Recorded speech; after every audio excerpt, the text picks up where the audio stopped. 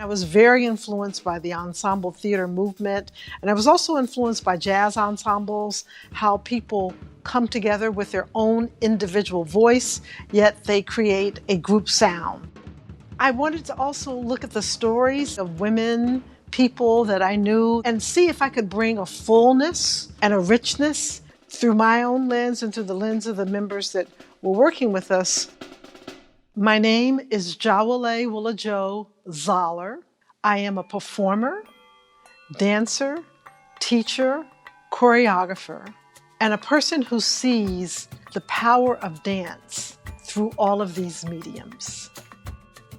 When I wrote the first press release for Urban Bushwomen, I think I described our work as looking at the cultural expression of the African diaspora and looking at the struggle, growth, and transformation of the human spirit.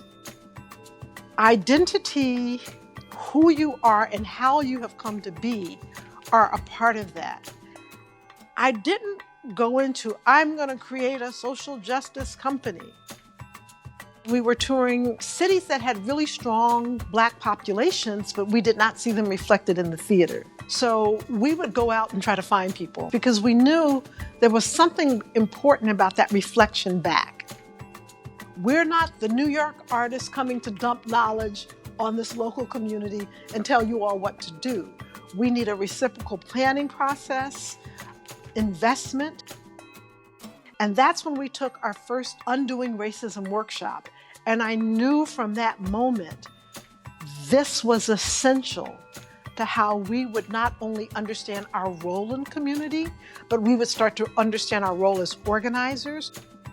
We need to come into a community with that lens. Where is your power? What are the assets? That is the crux of our work on the stage and in communities. In Hair Stories, we were all telling these different stories around these interactions that we would have as Black women about our hair. But we need to know more. Let's talk to people about their experiences. And we started calling them hair parties.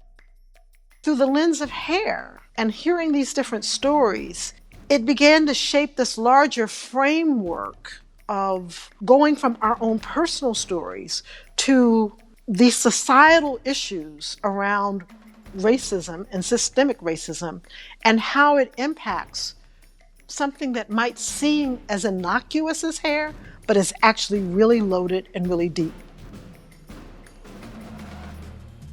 For me, Walking with Train was one of my favorite works. We went into a deep research process where I asked the company members, what intrigues you about Coltrane's life, music? Where is your entry point? It's not me just throwing some steps at them and saying, you find the mastery in that.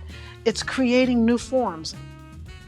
I loved watching that work every night, and I loved watching them problem solve their creativity. What I love about teaching in a university like Florida State is that I can take some risk here on things that you're kind of punished for if you do them in the larger world and they're not quite thought out, or you're kind of working through something. It's a consistent circle. My discoveries in Urban Bushwomen feed into my work here feeds into the discoveries of Urban Bushwomen. I'm not done creating.